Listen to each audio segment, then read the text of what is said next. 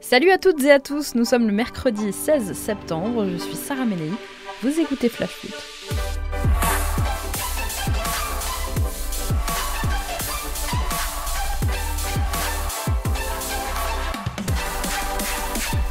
L'entraîneur lorientais Christophe Pélissier sera avec nous dans un instant dans Flash Foot, mais avant ça, place à notre fait du jour.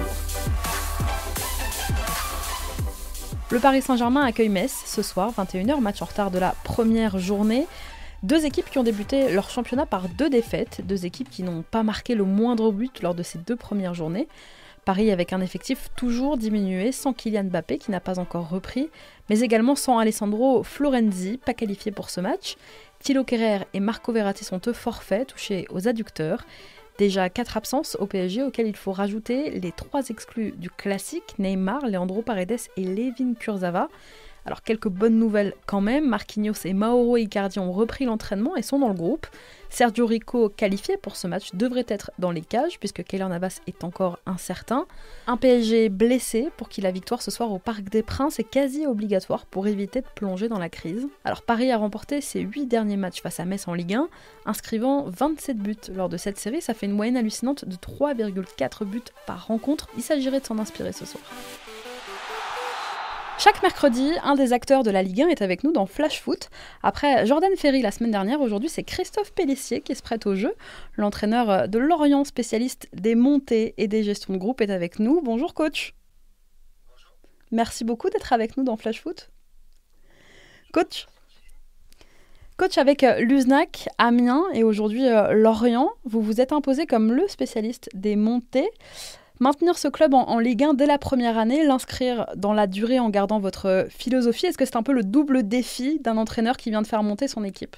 Vous avez bien résumé, je crois que c'est bien sûr en termes de résultats de maintenir l'objectif de maintenir l'équipe bien sûr à ce niveau-là, mais en gardant notre philosophie, en gardant nos principes, même si des fois il faut aussi les adapter.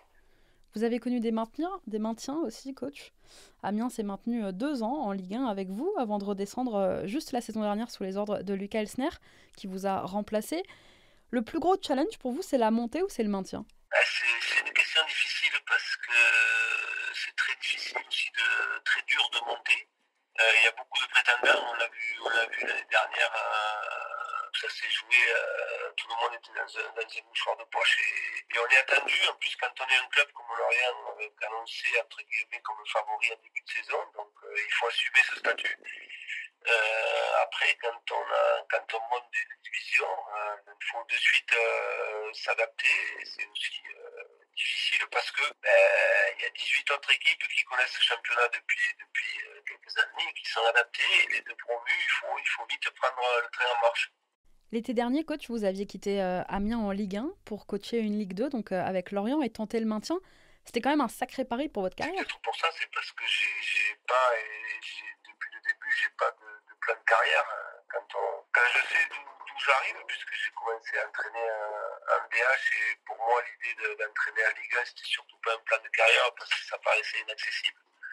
Donc, je pense que quand on est coach aussi, j'ai trouvé un environnement favorable à Amiens dans un premier temps. Après, ça a été un peu plus difficile. Donc, je pense qu'il était temps pour moi de voir autre chose. Et puis, voilà, il n'y a pas eu aussi de proposition en Ligue 1 qui me permettent d'y rester plus que ça. Donc, j'ai pris la décision de repartir sur un challenge Ligue 2 avec une équipe qui jouait la montée. Et donc, par rapport à moi, mon métier, ça me changeait aussi parce que j'avais beaucoup d'équipes, en charge beaucoup d'équipes le maintien. Et donc, cette fois-ci, c'était une des premières fois depuis que je suis coach que j'avais une équipe pour la montée. Donc, c'était un autre challenge à relever pour moi différent. Mais je ne l'ai pas pris comme un pari, je l'ai pris comme un défi. Coach, pour revenir un peu à Lorient, vos joueurs ont été battus 2-0 à Saint-Etienne à l'occasion de la 2e journée. Et vous les avez encouragés à apprendre et vite. Alors il faut dire que certains découvrent le haut niveau. Est-ce que c'est ça, vous pensez, qui vous fait défaut pour l'instant ? Est-ce que c'est l'inexpérience qui penche un petit peu dans la balance en défaveur un peu de Lorient cette saison ? Oui, je pense, notamment sur le plan offensif. On a aucun joueur offensif qui ait connu la Ligue Donc on s'aperçoit que ce qui change beaucoup entre la Ligue 1 et la Ligue 2, c'est comme je dis, les zones de vérité. Il y a beaucoup plus de qualité dans les 30 derniers mètres, que ce soit offensive et défensive. Et il faut avoir un peu cette expérience dans les déplacements, ce sang-froid dans des zones où peut-être on en manque à l'heure actuelle. Donc ouais, c'est pour ça que j'ai dit qu'il fallait apprendre vite, parce qu'on a l'impression sur ce match-là qu'on fait jeu égal, mais dans les zones de vérité, on est battu, voilà, dans des endroits où c'est qu'il faut, entre guillemets, faire mal, et que faire mal, c'est pas pour blesser, mais c'est-à-dire c'est faire la bonne passe, le bon tir, marquer les buts, et c'est souvent ça qui fait la différence. Lorient, une attaque très jeune. Lorient aussi l'un des plus modestes budgets de la Ligue 1 avec Brest et Nîmes. C'est environ 40 millions d'euros pour cette saison. Cet été, vous avez quand même réussi à conserver votre ossature tout en enrôlant quand même du sang neuf, du renfort. Je pense notamment justement à Adrian Grbić, bien sûr, mais aussi à des jeunes comme Quentin Boigard et des joueurs un peu plus expérimentés comme Morel ou Monconduit que vous avez retrouvés, anciens joueurs d'Amiens. Allier jeunesse et expérience, c'était déjà ça un peu votre recette à Amiens. Ouais, je pense qu'il faut avoir un équilibre dans une équipe, dans un vestiaire, avec des joueurs qui ont l'expérience de ce niveau et qui savent que quand ça va aller bien, ils vont être capables de tempérer les choses. Quand ça va aller un peu moins bien, ils vont être aussi capables de garder la confiance qu'il faut avoir pour être performant, et l'associer avec un peu la fougue, l'insouciance de la jeunesse et la qualité, bien sûr. Donc oui, c'est ce qu'on a essayé de faire cette année à Lorient. Comment on fait coexister un groupe qui est déjà soudé donc par la montée, qui est sur une certaine dynamique de cette belle saison en Ligue 2, mais à laquelle on rajoute justement du renfort? Comment se crée l'alchimie selon vous entre les deux? Ça c'est toujours la difficulté, parce que quand on fait venir des joueurs pour renforcer l'équipe, automatiquement il y a des joueurs qui étaient peut-être titulaires l'année d'avant qui le deviennent un peu moins, donc ça peut créer pas des malaises, mais ouais, ça peut créer peut-être des moments un peu plus difficiles à gérer. Je crois que c'est le nœud de la réussite de la saison, il est là, quoi. C'est à savoir, les deux doivent aller l'un vers l'autre, aller aussi, même si certains ont connu la Ligue 1, être capables d'amener rapidement leur expérience à la fois sur le terrain et dans le vestiaire, et les autres prêts à écouter, à entendre et à accepter ces joueurs-là. J'aimerais qu'on parle de vos idées sur le jeu, coach, de votre philosophie, un jeu basé sur l'animation offensive. Vous aimez dominer, presser, récupérer haut le ballon. Une équipe qui joue, vos équipes en général, jouent sans complexe. C'est un peu ça le projet? Oui, c'est ça. Je l'associe souvent à la notion de plaisir, à savoir que on doit trouver un plaisir collectif, on doit être capable de faire les matchs, les préparer et les faire les yeux dans les yeux contre tous les adversaires, même si bien sûr des fois il faut s'adapter par rapport à l'adversaire, parce qu'on ne peut pas faire malheureusement tout le temps ce qu'on veut. Mais je veux que mon équipe soit actrice de ce qu'elle fait. Je n'aime pas subir, donc il faut être capable de défendre le plus haut possible, récupérer le ballon, donner le tempo au match. C'est ce que j'aime que mes équipes montrent.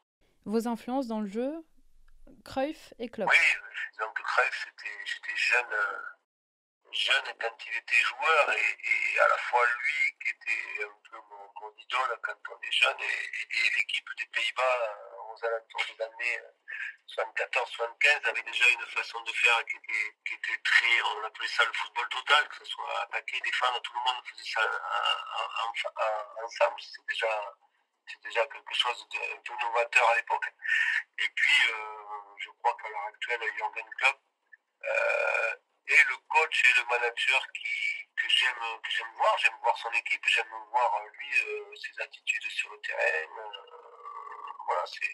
Je trouve qu'il coche toutes les cases de ce que je pense d'un coach ou d'un manager.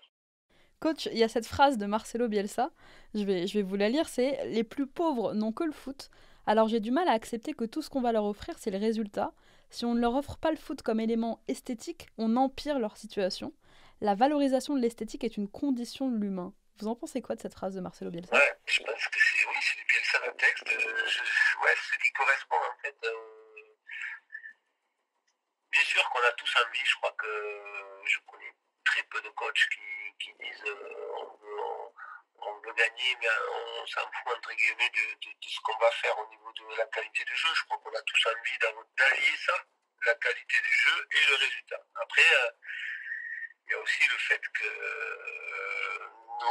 notre position et nos métiers sont aussi difficiles et des fois instables.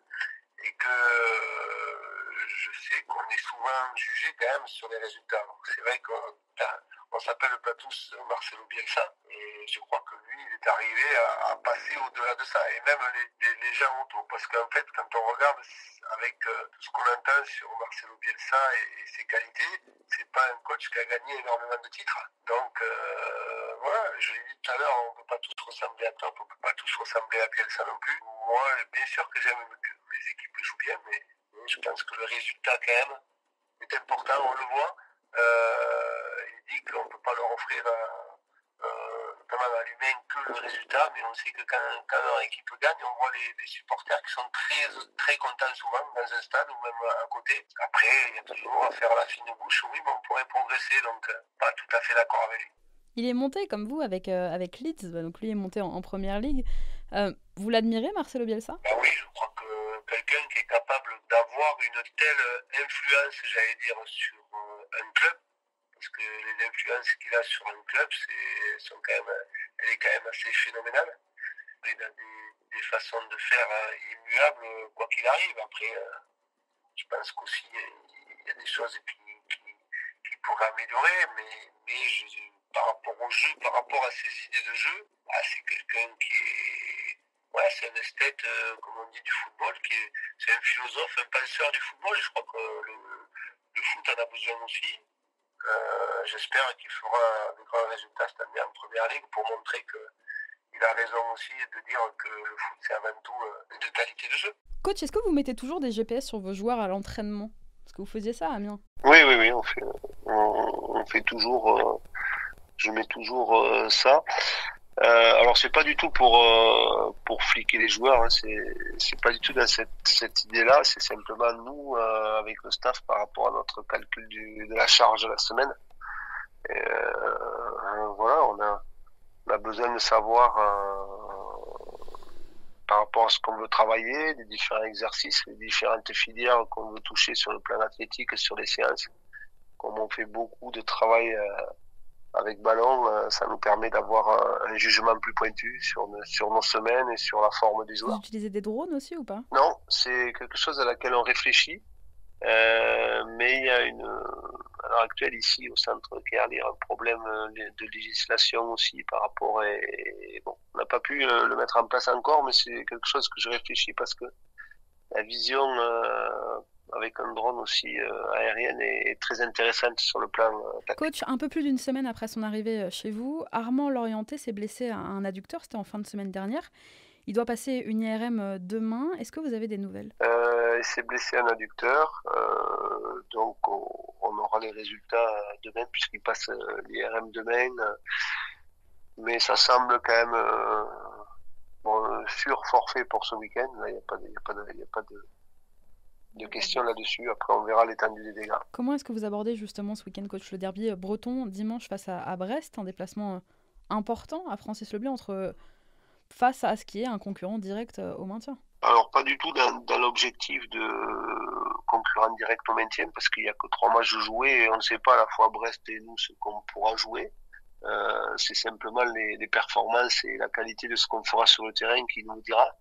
Par contre, je l'aborde avec un sentiment un petit peu de revanche par rapport à ce que mes joueurs ont fait ce week-end, puisque on a perdu à la maison en faisant un match qui n'a pas du tout plu dans ce qu'on était capable de faire. Donc j'attends une réaction de mes joueurs. Voilà, c'est tout.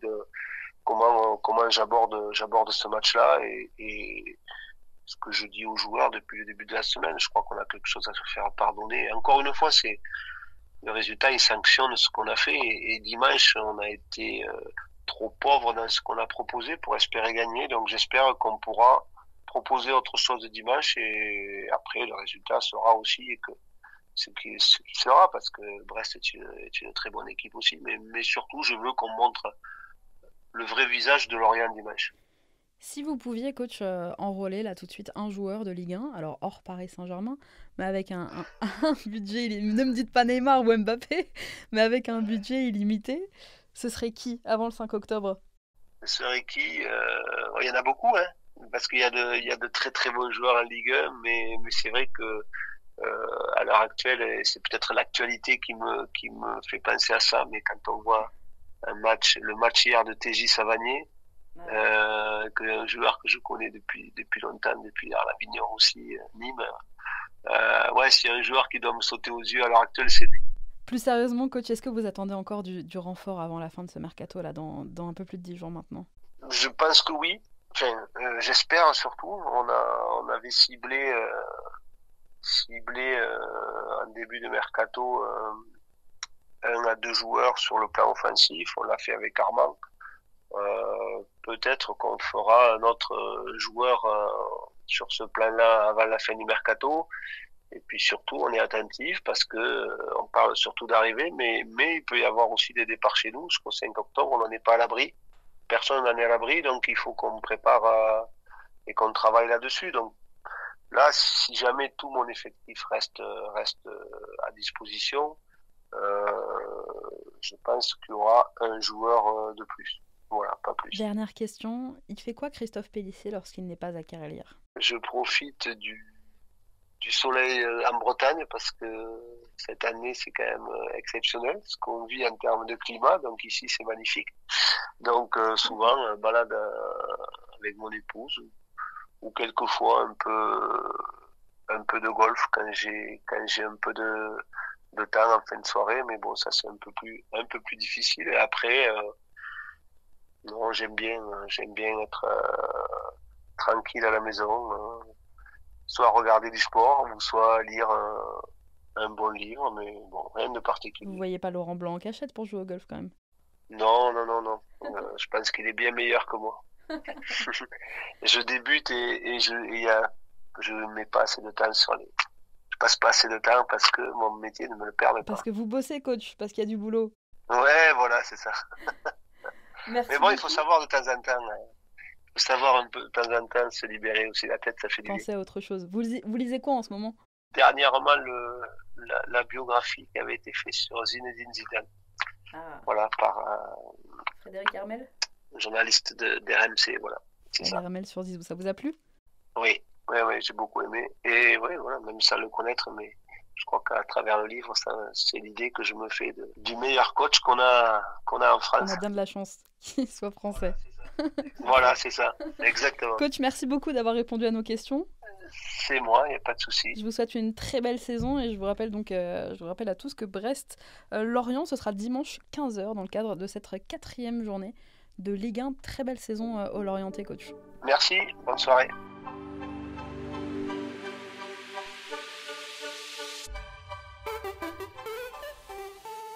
Tous les mercredis, je vous raconte les coulisses d'un événement marquant de notre foot.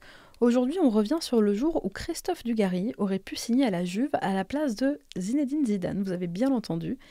Il y a 24 ans, Zizou signait à Turin, le monde entier découvrait son génie, mais l'histoire aurait pu être bien différente. Été 96, souvenez-vous, Laurent Blanc, Youri Djorkaeff, Zinedine Zidane, les Bleus d'Aimé Jacquet, devant qui à l'époque il ne fallait surtout pas prononcer le mot Bulgarie, traumatisé par l'échec à se qualifier au Mondial 94, participent à l'Euro en Angleterre. À Old Trafford, un tir au but manqué de Reynald Pedros face à une surprenante équipe de République tchèque éliminera l'équipe de France en demi-finale. C'est pas grave, nous on sait qu'on le gagnera 4 ans plus tard, et Queen Elizabeth remettra finalement la coupe aux Allemands, vainqueurs des Tchèques en finale. En championnat, la révélation de la saison en Ligue 1, enfin en première division plutôt à l'époque, elle est lyonnaise. Cette saison-là, c'est Ludovic Giuly qui explose. Au sud-ouest, Bordeaux, c'est Dr Jekyll et Mr Hyde, brillants en Coupe d'Europe où ils iront jusqu'en finale, mais cata en championnat. Les Bordelais terminent la saison à une triste 16e place et sauvent leur tête de justesse. Le coach Slavo Muslin sera remercié en cours de route. Mais cet été-là, de nombreux clubs s'intéressent pourtant aux 2 compères d'attaque bordelais, Christophe Dugarry et Zinedine Zidane, qui avec 6 buts en 33 matchs, reçoit le trophée UNFP du meilleur joueur de la saison. Sauf que voilà, c'est décidé, la Juve a jeté son dévolu sur Duga. Il faudra finalement l'intervention de Michel Platini pour convaincre son ancien club de prendre Zidane à la place. La Juve le suit et recrute Zizou pour 35 millions de francs à l'époque, soit 5,3 millions d'euros à peu près. Je vous entends rire d'ici. Dugarry partira lui aussi en Italie, mais direction l'AC Milan pour un montant plus élevé, 6,5 millions d'euros, du gars plus cher que Zidane. Aujourd'hui, les tifosi bianconeri peuvent dire merci à Platini. Merci à tous d'avoir été avec nous, c'était Sarah Menei, vous écoutiez Flash Foot, on se retrouve demain.